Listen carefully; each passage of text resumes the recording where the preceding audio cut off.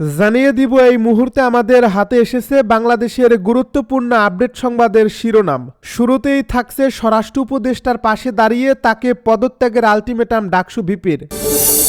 এবারে জানিয়ে দিব যে মামলায় গ্রেপ্তার দেখানো হলো আনিস আলমগীরকে।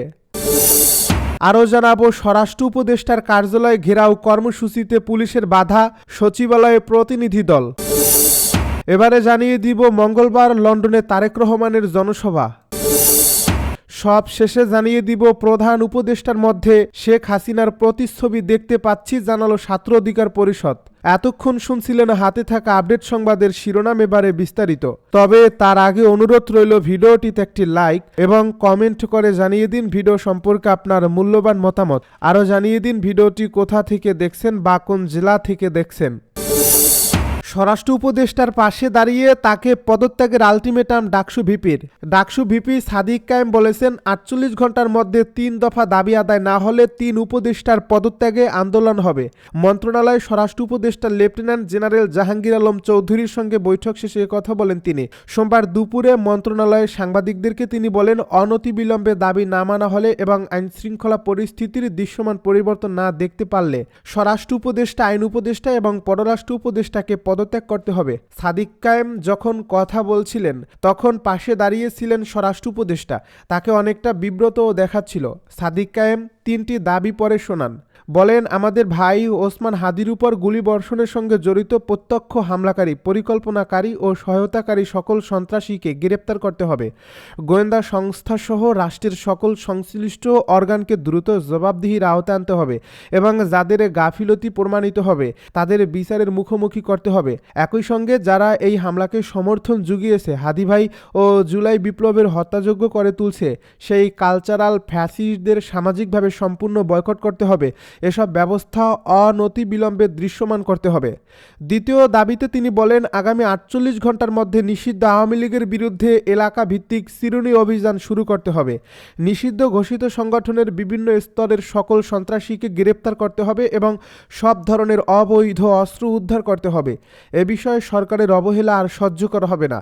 শেষ দাবিতে বলা হয়, ভারতীয় আধিপত্যবাদের বিরুদ্ধে প্রথম ও অপরিহার্য পদক্ষেপ হিসেবে শেখ হাসিনাকে দেশে ফিরিয়ে এনে তার বিরুদ্ধে মানবতা বিরোধী অপরাধে প্রদত্ত রায় কার্যকর করতে হবে। যে মামলায় গ্রেপ্তার দেখানো হলো আনিস আলমগীরকে। ঢাকা মহানগর গোয়েন্দা পুলিশের কার্যালয়ে আটক থাকার পর অবশেষে সাংবাদিক আনিস আলমগীরকে গ্রেপ্তার করা হয়েছে। রাজধানীর উত্তরা পশ্চিম থানায় সন্ত্রাস বিরোধী আইনে একটি মামলায় আনিস আলমগীরকে গ্রেপ্তার করা হয়। ঢাকা মহানগর পুলিশের অতিরিক্ত কমিশনার শফিকুল ইসলাম বিষয়টি নিশ্চিত করেছেন।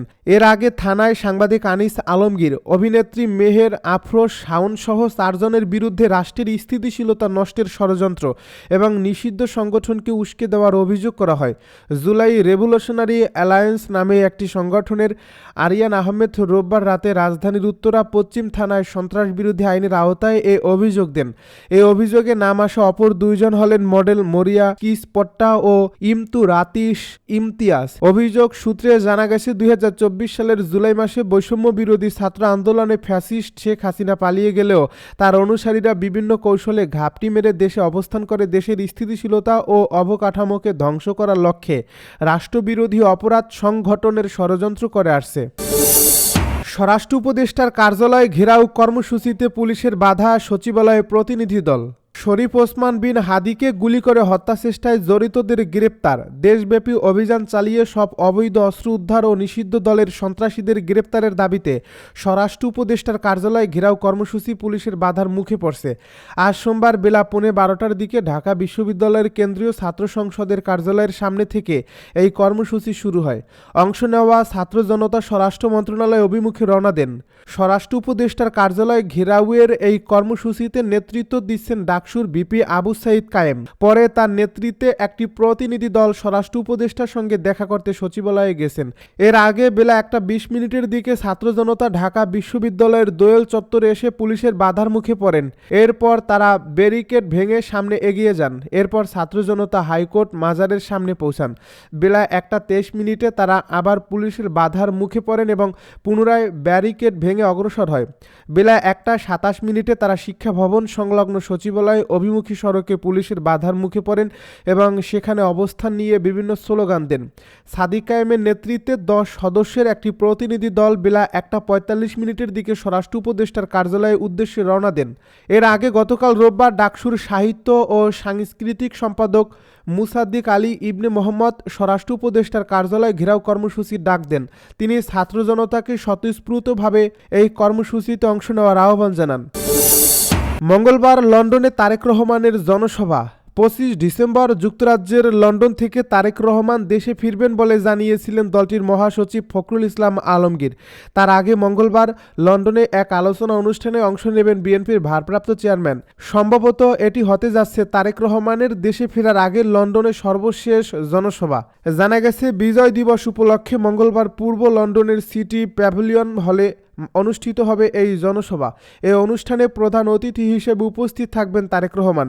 যুক্তরাজ্য বিএনপির যুগ্ম সাধারণ সম্পাদক খসরুজ্জামান খসরু বলেন, সবাই অপেক্ষা করছে দেশে ফেরার আগে লন্ডনে তারেক রহমানের সর্বশেষ জনসভায় অংশ নিতে। এই অনুষ্ঠানকে ঘিরে ব্যাপক প্রস্তুতি নেওয়া হয়েছে বলে জানিয়েছেন তিনি। এই অনুষ্ঠানে সভাপতিত্ব করবেন বিএনপি চেয়ারপারসনের উপদেষ্টা ও যুক্তরাজ্য বিএনপির সভাপতি এম এ মালিক। অনুষ্ঠানটি পরিচালনা করবেন বিএনপির জাতীয় নির্বাহী কমিটির সদস্য ও যুক্তরাজ্য বিএনপির সাধারণ সম্পাদক কয়সর এম আহমেদ। প্রধান উপদেষ্টার মধ্যে শেখ হাসিনার প্রতিচ্ছবি দেখতে পাচ্ছি জানালো ছাত্র অধিকার পরিষদ। বাংলাদেশ ছাত্র অধিকার পরিষদের কেন্দ্রীয় সভাপতি নাজমুল হাসান বলেছেন, বর্তমানে প্রধান উপদেষ্টায় ডক্টর ইউনূসের মধ্যে আমরা শেখ হাসিনার প্রতিচ্ছবি দেখতে পাচ্ছি। শেখ হাসিনা যেমন করে বিএনপি নেতা ইলিয়াস আলীকে গুম করে খুন করে পরের দিন তার স্ত্রী কন্যাকে গণভবনে নিয়ে তার পরশ মাখা স্নেহ দিয়ে বোঝাতেন, ঠিক তেমনিভাবে আমরা দেখতে পাচ্ছি প্রধান উপদেষ্টা ওসমান হাদির পরিবারের লোকজনকে সান্ত্বনা দিচ্ছে। আমরা তো এই সান্ত্বনা চাই না, এদেশের মানুষ সেই সান্ত্বনা চায় না। সোমবার দুপুরে ঢাকা বিশ্ববিদ্যালয়ের মধুর ক্যান্টিনে সমসাময়িক রাজনৈতিক পরিস্থিতি নিয়ে আয়োজিত সংবাদ সম্মেলনে তিনি কথা বলেন। নাজমুল বলেন, আমার ভাইয়েরা আইসিইউতে থাকবে, নিঃশ্বাস নিতে পারবে না, আর আপনি যমুনায় বসে আরাম আয়েশ করবেন, সেটি আমরা মেনে নিতে পারবো না। তিনি আরও বলেন, এরকম পরিবেশ যদি থাকে বাংলাদেশের ইতিহাসের সবচাইতে বেশি রক্তক্ষয়ী সংঘর্ষের লাশের নির্বাচন উপহার দেবেন প্রধান উপদেষ্টা। বিদ্যমান আইনশৃঙ্খলা পরিস্থিতিতে যেখানে সাধারণ মানুষের ন্যূনতম নিরাপত্তা নাই, সেখানে বৃহৎ কর্মযজ্ঞের জাতীয় নির্বাচন করার সুযোগ নেই। প্রধান উপদেষ্টার প্রতি আহ্বান, স্বরাষ্ট্র উপদেষ্টার প্রতি সাধারণ মানুষের ক্ষোভ যদি আপনি না বোঝেন তাহলে পুঞ্জীভূত রাগ ক্ষোভের বহিঃপ্রকাশ হবে যমুনাতেও। আপনি যদি স্বরাষ্ট্র উপদেষ্টাকে অব্যাহতি না দেন আমরা ছাত্র জনতা যমুনা ঘেরাও করব। এ সময় নাজমুল হাসান তার 5 দাবি তুলে ধরেন। স্বরাষ্ট্র উপদেষ্টা এবং প্রধান উপদেষ্টার বিশেষ সহকারী খোদা বক্সের পদত্যাগের দাবি।